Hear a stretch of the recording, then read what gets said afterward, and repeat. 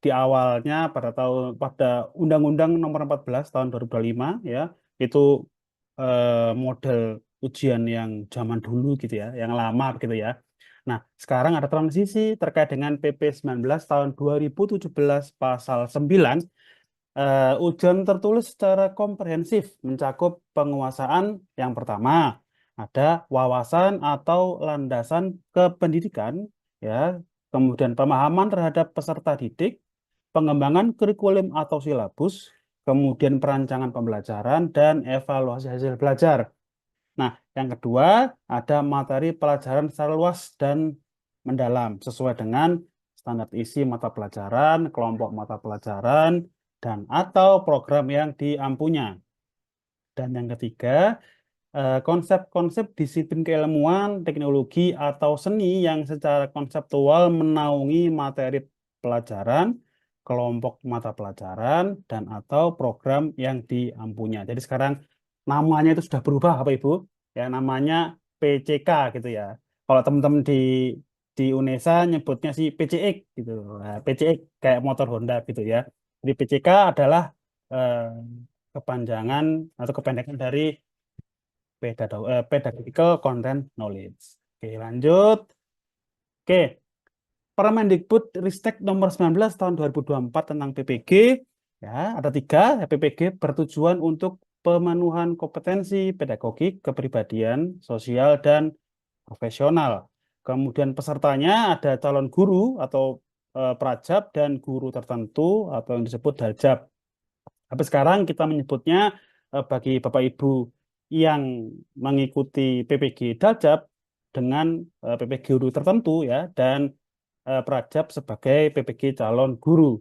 Nah, kemudian ada juga guru tertentu ini guru penggerak ya, guru ex-PLPG, guru yang terdaftar pada Dapodik tahun 2023-2024, kemudian guru peralihan Jafung dan pengajuan Serdik yang berbeda. Nah, nanti akan bermuara atau berujung pada uji kompetensi yang disebut UKPPPG ya. Sekarang namanya UKPPPG bukan UKM-PPG lagi.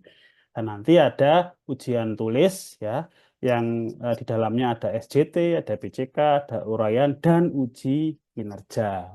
Itu. Oke, lanjut. Nah, ini uji tertulis komprehensif ya. Jadi ada kompetensi dan tugas guru ya, ada asesmen, di situ ada pelaksanaan, ada tujuan, rencana, refleksi diri, pengembangan diri, kepribadian.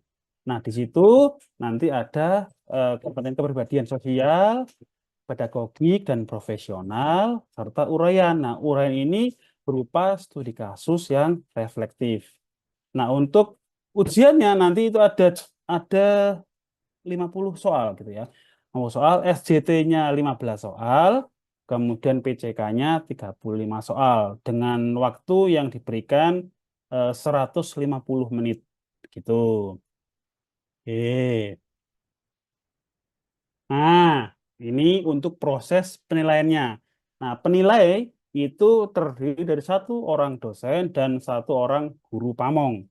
Itu nanti dibagi menjadi dua, yaitu uji kinerja yang nantinya ada RPP, ada video, dan studi kasus reflektif. Kemudian yang tertulis yang saya tadi katakan ada 50 soal berupa SJT 15 dan PCK 35 soal. Begitu. Nah, ini adalah SJT, Situational Judgment Test, atau kita sebut SJT, dirancang untuk menilai bagaimana kandidat akan bereaksi dalam situasi hipotesis berdasarkan skenario berbasis pekerjaan sebagai guru di kehidupan nyata, gitu ya. Kemudian pertanyaan-pertanyaan ini mengharuskan peserta untuk menggunakan keahlian dan pengalaman yang telah mereka dapatkan di posisi sebelumnya dan mempraktekannya untuk mengidentifikasi solusi terbaik untuk skenario tersebut. Selanjutnya, jawaban kandidat atas pertanyaan-pertanyaan ini dapat membantu menjelaskan potensi performansi kerja mereka. Lanjut, butir SJT dapat sangat bervariasi ya. dalam konteks dan detailnya tergantung pada kompetensi yang ingin diujikan. Kemudian hal yang sama adalah seandainya skenario dengan struktur yang baik mencukupi serta logistik untuk memperkenalkan kompleksitas dalam membuat sebuah keputusan. Itu untuk SJT. Nah, kemudian ada esai, studi kasus reflektif. Nah, soal mendorong peserta untuk refleksi diri, ya, masalah apa yang pernah dialami, ya, tentang RPP, ya, PP, evaluasi, dan sebagainya. Kemudian bagaimana mengatasi permasalahannya, ya, pengalaman terbaik yang pernah dilakukan, dan bagaimana menularkan ke peserta lain.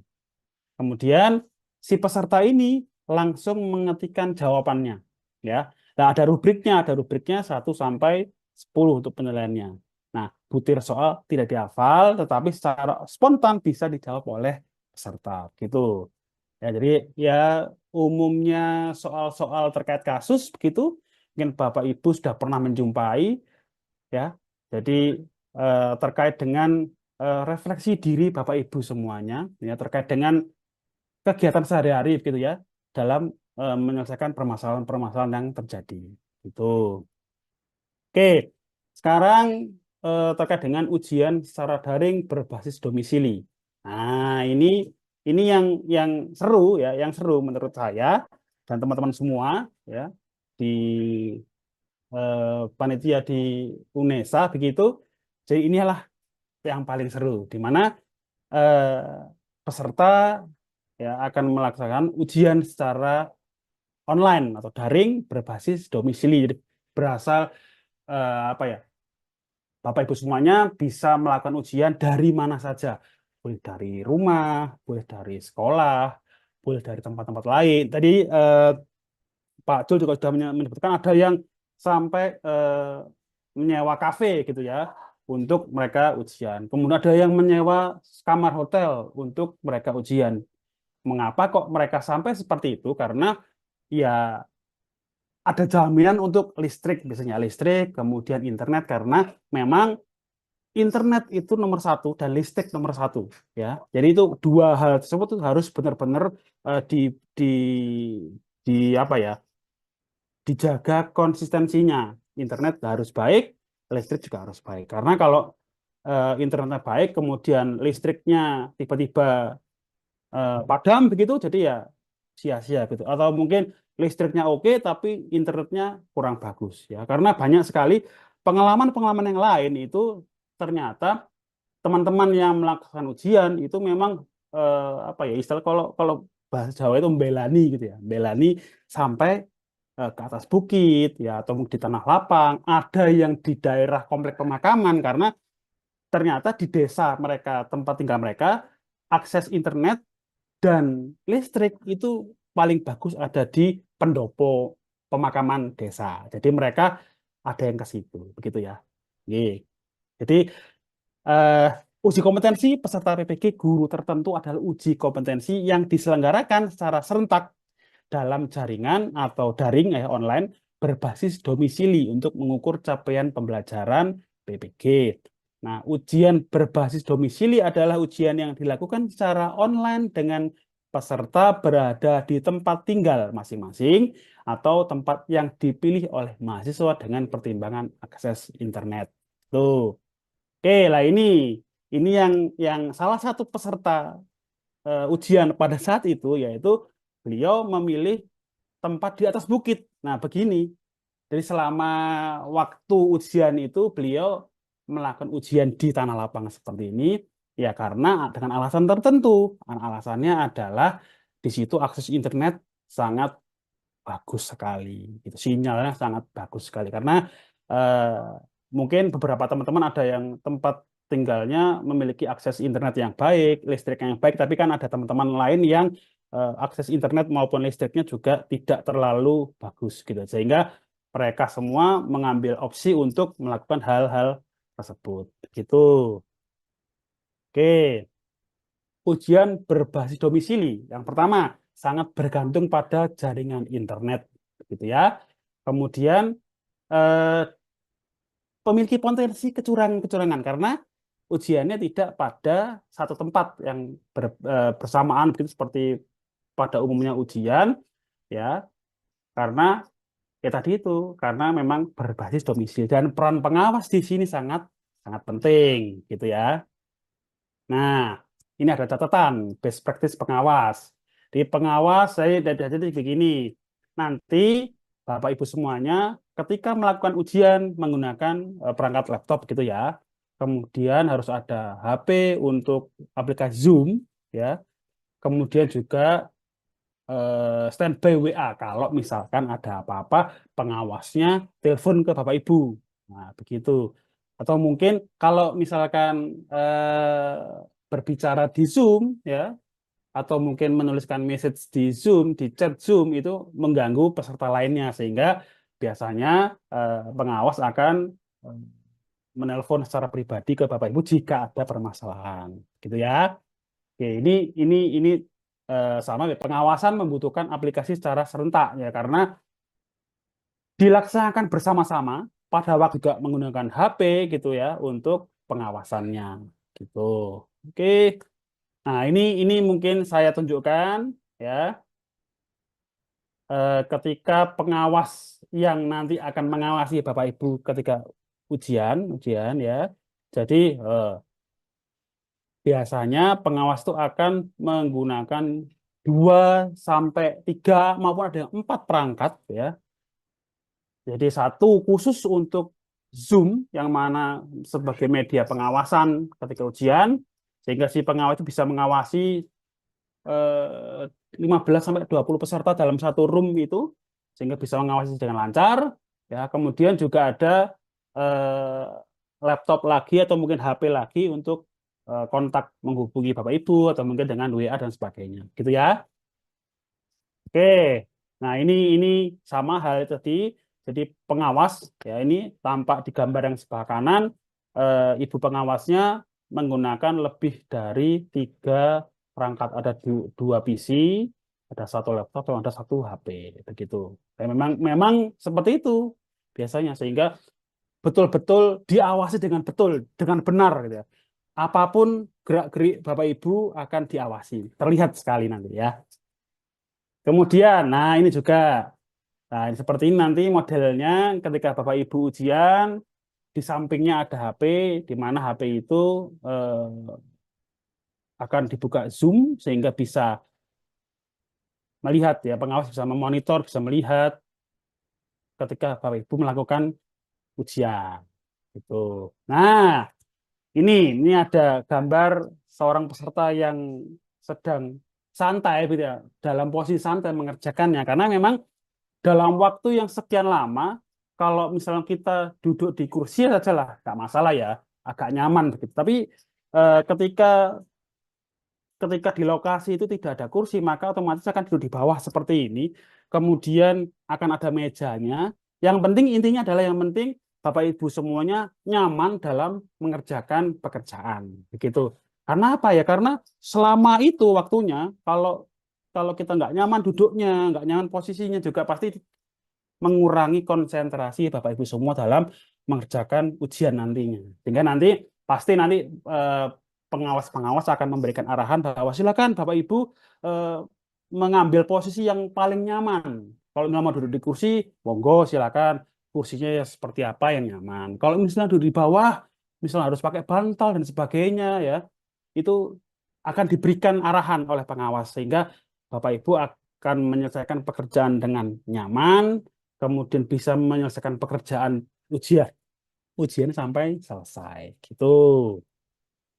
Oke, lah nanti ini mungkin teknis gitu ya. Jadi nanti ketika sebelum ujian, Bapak Ibu semua harus menyiapkan berkas-berkas KTP ya atau tanda pengenal lainnya, boleh SIM, kemudian ada kartu ujiannya, ada mungkin kartu fakta integritas dan sebagainya kemudian ditunjukkan kepada pengawas gitu. Karena apa fungsinya untuk pengecekan. Oh, berarti yang ikut ujian adalah betul Bapak Rusdi, misalkan ini contohnya Pak Rusdi. Nah, berarti oh betul Pak Rusdi. Tapi biasanya ada yang begini, foto KTP dengan foto yang di kartu ujian dengan foto aslinya itu beda. Ada yang dulu waktu masih di KTP rambutnya panjang, kemudian ada yang pakai kacamata, kemudian ternyata pas hari H ujiannya sudah botak misalkan. Ada yang seperti itu. Jadi tugas pengawas memang memang seperti itu, memastikan bahwa yang ikut ujian ya Bapak Ibu ini semua sesuai dengan nomor yang sudah tertera, nama lengkap yang sudah tertera, begitu ya. Kemudian LPTK-nya di mana, waktu ujiannya jam berapa, hari apa, sehingga Bapak Ibu mohon untuk bisa menyiapkan berkas-berkas yang dibutuhkan, gitu ya. Dan nanti akan diberikan arahan oleh pengawas, nanti bawa ini, bawa ini, bawa ini, begitu. Hingga nanti Bapak Ibu ketika hari H menyiapkan berkas-berkas yang diperlukan, gitu ya. Ini sama seperti ini. Jadi saya katakan bahwa foto KTP-nya seperti itu, ya, kartu ujiannya seperti ini, nah, foto aslinya kayak gitu. Padahal orangnya sama. Nah, gitu ya. Gitu. Ini tadi saya sampaikan. Lanjut. Nah, ini ada catatan kedua. Peserta penuh perjuangan. Sebaran peserta dari berbagai daerah, mulai perkotaan sampai ke pelosok. Kemudian banyak tantangan yang harus disiapkan, kondisi, kemudian kesehatan dan pekerjaan. Dan kita harus menghargai, membijaki, dan memaklumi semua kondisi yang terjadi. Karena memang tidak merata, sih, Bapak Ibu. Yang tadi di tulisan pertama ya, kegiatan itu dilakukan dari mulai perkotaan sampai ke pelosok dengan infrastruktur yang berbeda. Tuh, nah ini ini contoh ada ketika peserta ujian itu memang mungkin penglihatannya kurang baik sehingga dia pakai kaca pembesar. Nah, kaca pembesar untuk membaca soal gitu ya. Gitu ya. Ini usaha-usaha yang dilakukan oleh peserta bagaimana sih caranya agar saya bisa mengerjakan soal-soalnya lah. Ini pakai kaca pembesar gitu. Ada juga yang gini, listriknya padam di rumah ya. Nah, dia pakai listrik di mobil, pakai cas yang di mobil itu ya, sehingga ya bagaimana lagi karena memang kondisinya yang tidak memungkinkan untuk melakukan ujian pada saat itu ya. Biasanya kita sudah menyiapkan semuanya, ternyata listriknya padam. Nah, biasanya akan diberikan arahan untuk sebelum ujian mengecas apa namanya laptop dan HP sampai full penuh ya. Atau mungkin kalau punya tenaga baterai cadangan atau mungkin aki atau mungkin pembangkit listrik minimalis yang bisa digunakan untuk menyuplai listrik di rumah Bapak Ibu nanti ketika ujian. Begitu. Jadi mohon dipersiapkan betul-betul karena memang yang dari awal tadi tergantung apa internet dan listrik gitu ya. Karena kalau nggak ada itu ya wah salam gitu ya. Karena listrik dan internet sangat berpengaruh sekali ketika ujian berbasis domisili.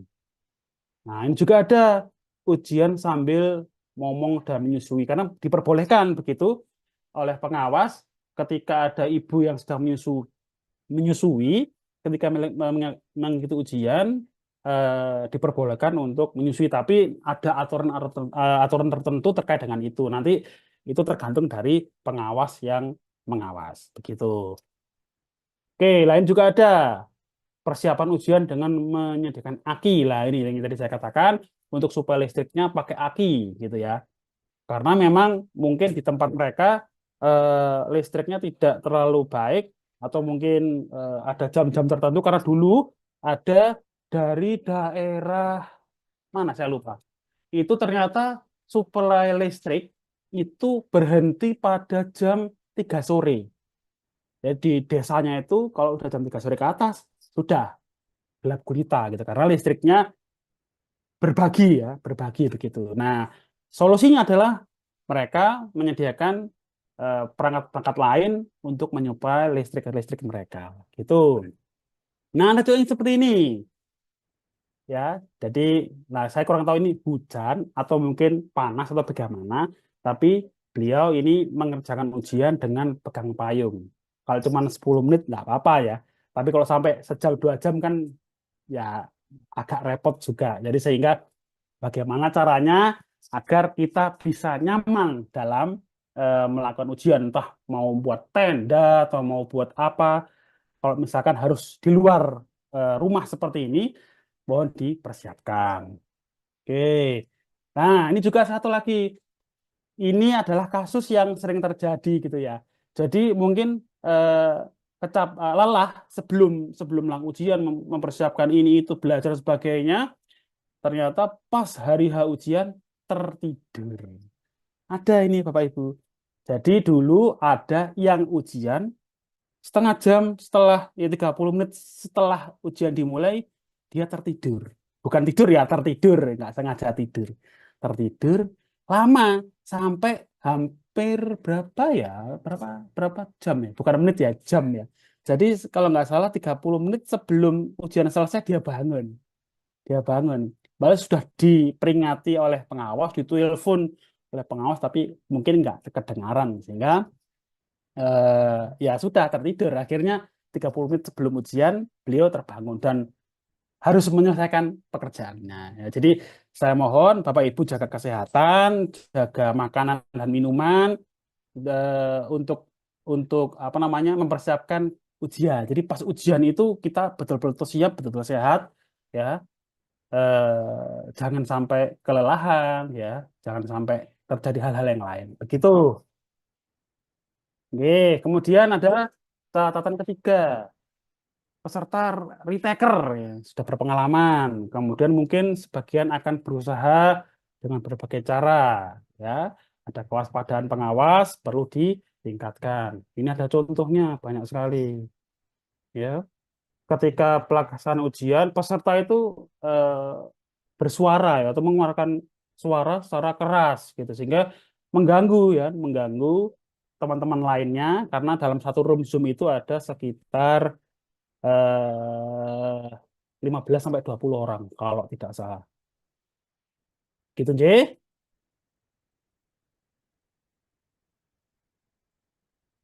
Oke, baik.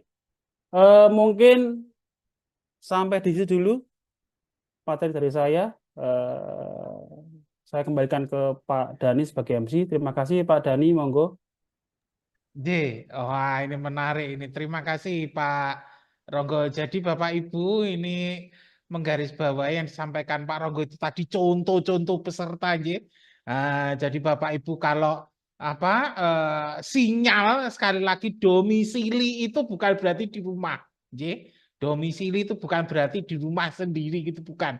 Tapi domisili listrik, internet akhirnya tadi yang dilihatkan Pak Ronggo perjuangan dari mereka. Jadi kalau Bapak Ibu nanti hanya masalah listrik aja masih kalah. Itu tadi ada yang sampai di tengah di tengah-tengah lapangan ya. Nah, itu wah ini menarik sekali ini tadi ya. Bawa payung, pinjam akinya. Wah, ini baik. Bapak Ibu mohon pertanyaannya ditahan dulu lagi. Mohon maaf Pak Helmi, Pak Angger, Bu Anissa, Bu Asnidar. Mohon maaf sekali lagi ditahan dulu, masih ada satu materi lagi yang lebih penting, yaitu sebelum ke UKPPG ya. Tadi gambarnya sudah jelas. Sekarang bagaimana PMM itu? Nah ini ya, ini menarik ini. Ya bagaimana PMM itu, loginnya bagaimana, ngerjakannya bagaimana, bentuknya bagaimana ya. Ini kayak apa makanan ini ya. PMM itu makanan kayak apa ya. Oke, kita langsung saja dengan narasumber kita Pak Agus Primono Sarjono. Apakah sudah hadir Pak Agus? Selamat pagi Pak Agus. Pagi Pak Dani. Oke Pak Agus, baik. Monggo Pak Agus, kami persilakan Pagi terkait Pak Dani. LMS PMM-nya. Monggo kami Oke. persilakan.